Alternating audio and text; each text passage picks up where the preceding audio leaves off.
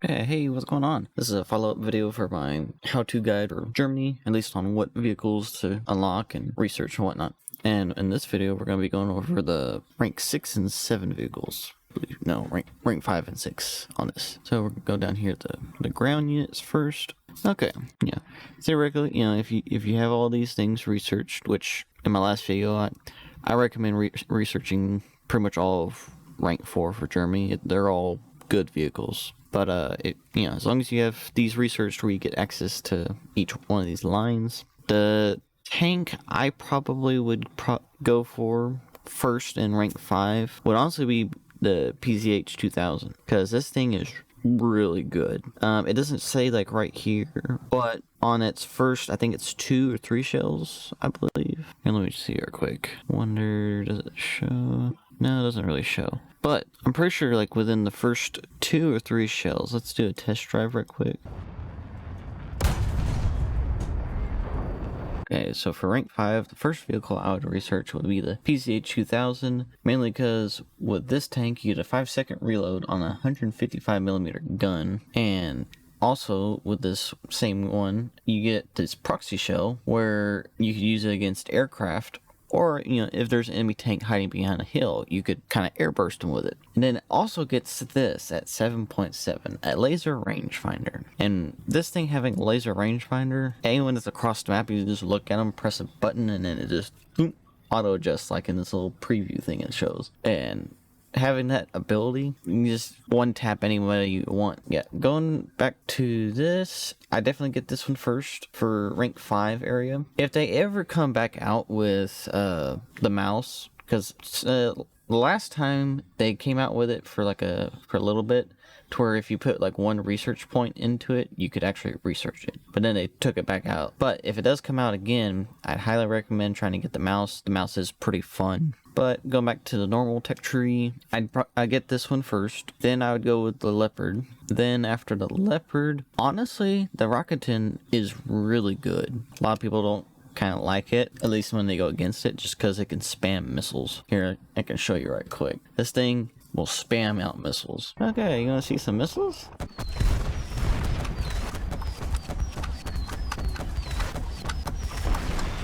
Yeah. As you can see, this thing can spam out a whole bunch of missiles. It's 18 missiles in like a few seconds.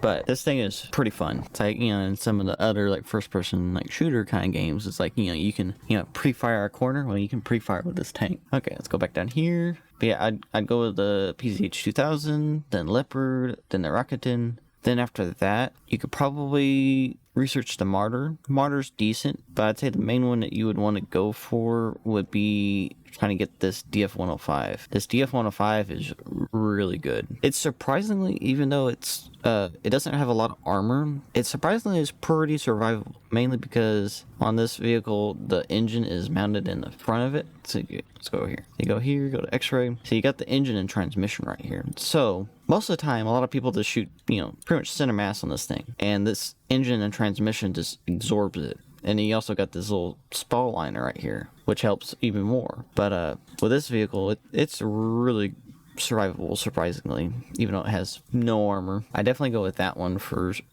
sure. Then once you get that, these two AA tanks are kind of just not really that good. Now, if you want to be more of a rank, the Wiesel is a really good one to go with if you wanted to. It's not like the best thing, but you do get access to some APDS, which around 66mm pin. You can go through a good majority of like side armor on stuff, so you can still be a little sneaky with this one. It's tiny. I don't think I have it in my lineup, right? No? Okay. Here, I can show you. See, that's a person right there. It's itty bitty. Itty bitty. If you have bushes, you can make it a little bush tank. Be a little gremlin of this little thing. Okay, let's go back here. But yeah, for sure, go with this one first. Then the Leopard, then the RakJPz. Then I go down the Martyr to get down to the DF-105 in here. Then once you get past this area, I still would recommend researching this just so you can get access to the Gepard. The Gepard is really, really good. It's surprisingly really good at destroying tanks also. But once you get through this area, I probably would want to go with this one, the M48 Gas. or, well, okay, it'd probably be best for you to go with the gas, just because a lot of your other vehicles won't be at 9.0 yet. And another good thing too about this M48 is it does get access to a dart at 8.3, and it's actually a pretty decent dart with 337 millimeters pin, and it shrapnel's pretty good. Then once you get this one, if you have these two AA tanks researched, I would highly recommend like a Pard. This one's a really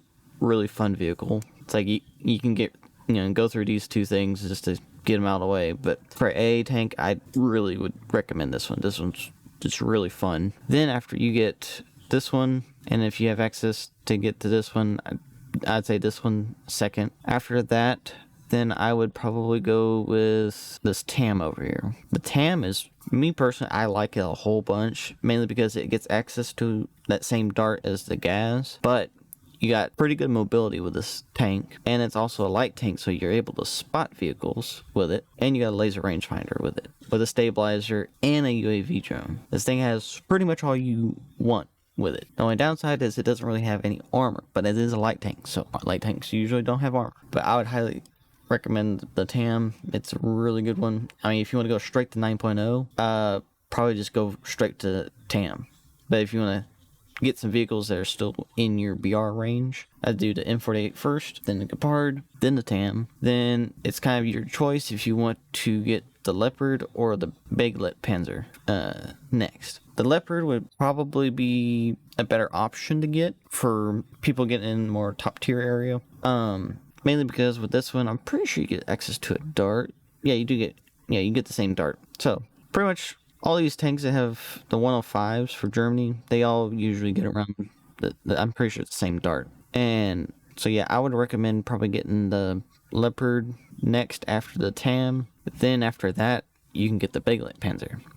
And this thing's pretty fun. Let's go over here and show you it. This vehicle. And with this vehicle, you get access to a 57mm autocannon, and then you also get access to a tow missile over here. And with a tow missile, you can get up to about 6 missiles with it. That's, I mean, technically, if you put the missile in the correct spot, it's about 6 kills right there. Then you got this autocannon, and with this autocannon, the cool thing about it is you got a normal APC-BC round. Then you got also put in this SAP round if you wanted. The only downside is it, as you can see, doesn't have a lot of pin. But against, lightly armored vehicles, this will just tear them apart, pretty much. But the cool thing, though, with this tank is you do get a proxy round for it. And you can knock down helicopters or aircraft with this thing. And that's one thing I usually use it for. So, if there's a lot of planes up or a lot of helicopters up, I'll take this thing out and just start swatting them out of the air. And you also get the laser rangefinder, too. So if there's, a helicopter sitting way in the back and he's just sitting still, use a laser rangefinder, hit him with that, pop a few proxy rounds towards him, and usually you'll get him. Or if you want to be kind of a little rat, you could launch your UAV drone and go chase down the helicopter and break his helicopter blades. But, okay, for next, after the WarThunder, I probably would go to KPZ-70. This thing's pretty fun. Let's see here. There it is. I go to KPZ-70 next. This tank's pretty good, mainly because you get a 152mm gun that can also shoot a dart. It's not the best dart, but it's still good enough to do its job at this BR. And then you can also use a heat round if you wanted to. It can also launch an ATGM missile out of it. So it's pretty versatile. Another good thing too about it is up here, its roof mounted gun is a 20mm. And this thing, if you see like a lightly armored like an AA tank or something like that, you can shred them with this little 20mm. I'm pretty sure it's the same 20mm that is on the Wiesel, the 7.3 Wiesel, this one right here. I'm pretty sure. And another thing though that's good too about it is, if there's a helicopter coming in or a plane coming in to bomb you, this thing can aim up fairly high. I'll show you in a test drive right quick. See how high that thing can aim? You can use it also to... There you go. See, you can use it to shoot down planes. But yeah, as you can see, you can use this 20mm to shoot down aircraft if you need to. Okay, let's go back over here. Then after you get the KPZ-70, you should have access to rank 7. But me personally, get the T-72, and it's a pretty good tank. it's not like the best thing, just because most of the Russian vehicles are easy to destroy as long as you can hit their lower plate or their driver hat. But it's still a really good vehicle. And if you wanted a meme, you could use a high explosive with it because it has 5 kilograms of explosive mass. So you could just, load nothing but high explosive and just bonk the rooftops of people. But the reason why I say research this one is so you can get access to Leopard 2K. The Leopard 2K is pretty much the same thing as the KPZ-70, but has better armor. And has I think pretty much a slightly better gun, right?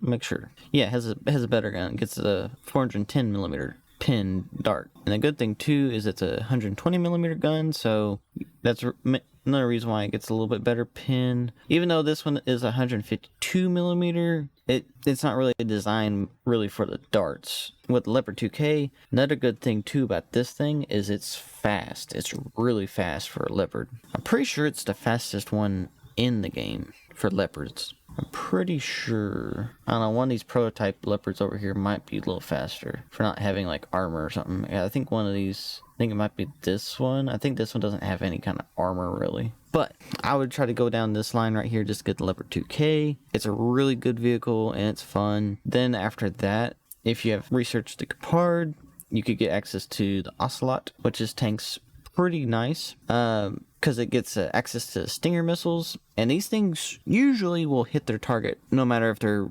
popping flares or not. Then you can get access to Leopard 2A4. So, if you wanted to, me personally, I'd recommend getting the Leopard 2K.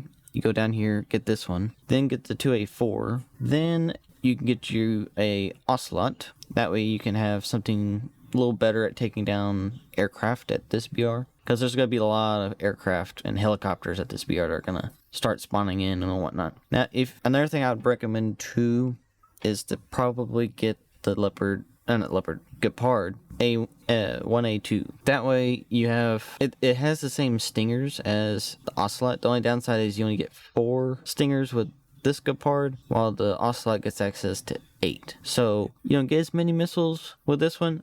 But this one actually has weapons to defend itself with the 35 millimeters. But with the Ocelot, you don't have anything to defend yourself from enemy tanks. So you have to, kind of run and hide, get in little hidey holes or something like that. That way some people don't see you. After you get the Ocelot or the Gepard and you get these 2 Leopards, I probably would go for this Rodkonfagen 90. Get this thing. This thing's really fast. Get this one. After you get this, I'd probably go down and try to get the Puma. The Puma it used to be really broken, mainly because it was at lower BR. I think it was at 8.0, I believe, when it was originally implemented. The main reason why to get this one is because it gets access to these little canister shells, and with these canister shells, as you can see right there, they can be launched at helicopters, and it's like a little shotgun blast. It just shoots all those little pellets at the helicopters or aircraft. And it also gets access to the dart. You also have a laser warning system. You have I think it's Gen 3 thermals with this one. It's a good all-around little, it's actually not little, it's actually a pretty big light tank. And it's pretty survivable too. If you're able to peek the turret over, just the turret has no crew members in it. So it'd be very survivable if you can do that. But once you get both these Leopards, an Ocelot, and a Rodkonfagen, get you the Puma, then you can start working down this line for the anti-air. Once you get these, then you can go down to, you're good to go for rank 8. I'll talk about that in the next video. We're going to go over to aviation for this one. Then we'll go down to rank 5. Now for here, if you have everything in rank 4 to where you have access to research any of these, I personally probably would go with the Rados first. I think that's how you say it. Go with these. The first one doesn't have any kind of offensive guns to fight back with, but it's very fast and very maneuverable. So that's one good thing too about it. And you get a jet at 6.3, so that gets access to where you can carry 1,000 kilogram bomb with 2 500s. I think it's 500, right? 250s. That's 1,000 kilogram and 250 kilograms. You get access to that at 6.3, and that's pretty good because you can go in there, drop your bombs, turn around, and go back to base. And when you go to take off, also from the airfield, this plane also gets rocket boosters to get it up to speed faster. So you can get back and forth on the battlefield real fast with it. After researching the Rado, I'd go with the Horton 229 or the UFO, because with this with this plane, it's capable of going after tanks or planes because it has pretty good turning capabilities, but then it also has 30mm guns to where you could pin pretty much anything you want. See, like with this one, you got 77mm of pin with the solid shot rounds, but it also has sap rounds in here. So with those sap rounds, they don't have as much pin as the solid shots, but if they do go into the tank, it's gonna tear up everything inside. Then after you get this one, after the Horton 229, I probably would go down this little line over here, get one of these 262s. Then I'd get the ME-163. This thing's pretty fun in air battles. Not really ground battles wise. It's not really the best thing to take for ground battles. I mean, you could take it for going after enemy aircraft. That's about it. But you could take it for aerialistic matches. But once you research those, if you still need another vehicle to research to get access to rank 6, you could research the second Arado, the 731. And this one actually does get 220 mils to defend itself. After that, then I'd probably go with either over here with the CL-13 or go with the G91. Either one's good. The only real big difference is their armaments, I'm pretty sure. Because like with this one, you get access to some 30 mils with this one, and you get access to a decent amount of ordnance.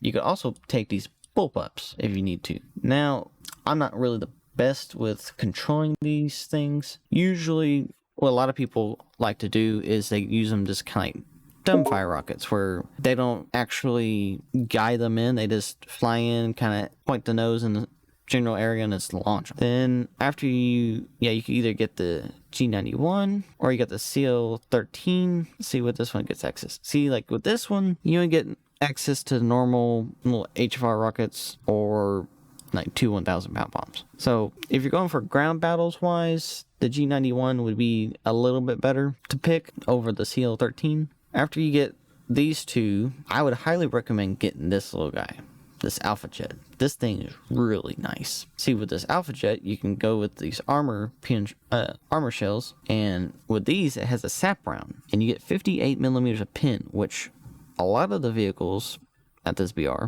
are at 8.7. I think this one gets up tier to 9.0 for ground. And with this vehicle, you can penetrate the majority of tanks from the top with it. And with it having a sap round, you can tear apart tanks super easily. After you get the Alpha Jet, I probably would go with the F-86K, and then I'm gonna check this one right quick.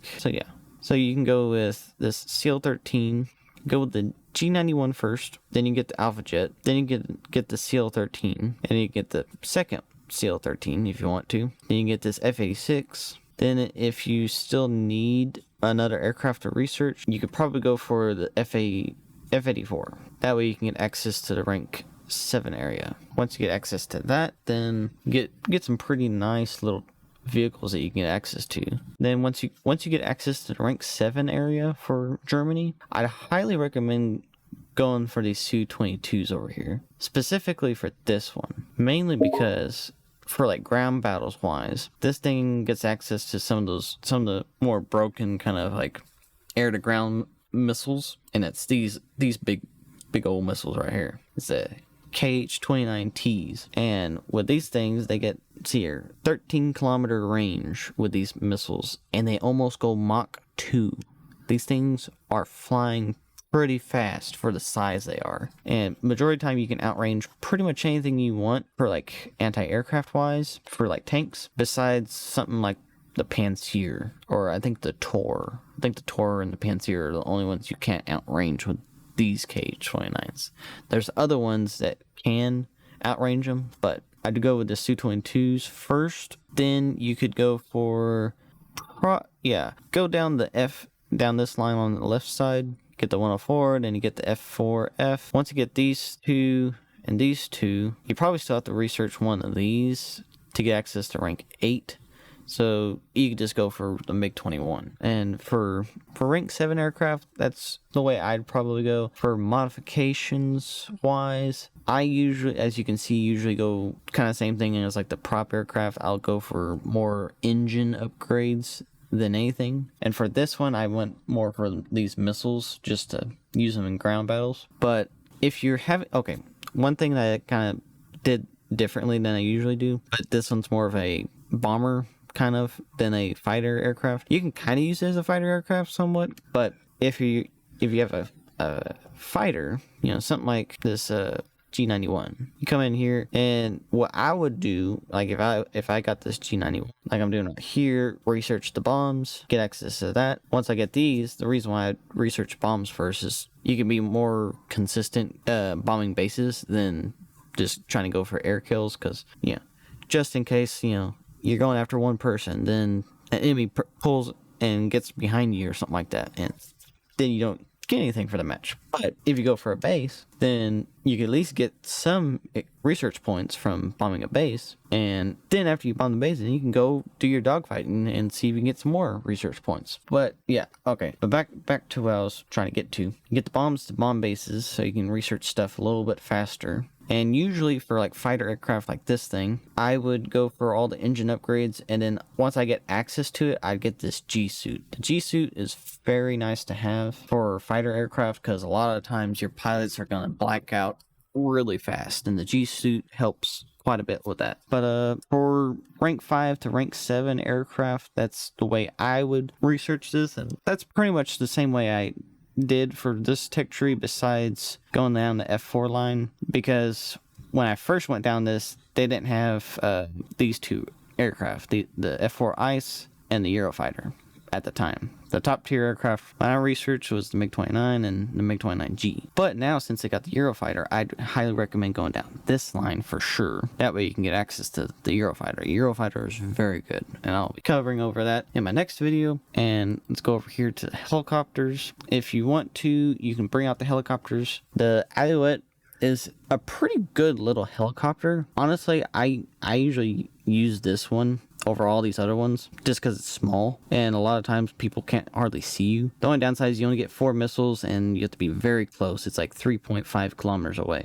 That's the only real downside about it. But once you get access to this thing is kind of broken, mainly because it gets access to these spike missiles, which are not called spike missiles, they're called PARs, but they act the same way as spike missiles. But with these things, let's see, like range wise, got 7 kilometer range with these, and they're fire and forget missiles. So what you could do, like with this helicopter, your camera's up here and you're looking through this thing. So what you could do is you can be hiding behind like a hill or something like that, and just be showing that. You can lock onto your target, pitch your nose up, and you can just spam like 4 of these at like a anti-aircraft tank, and they most likely aren't going to be able to shoot down all of them before one of them hits them. But that's the main thing for Germany. For helicopters wise, they don't really have any real good helicopters until you get to the Tiger. But for like the mid-tier area, this is how I would do the tanks and aviation. And in my next video, I'll be going over all the rank 8 stuff for Germany.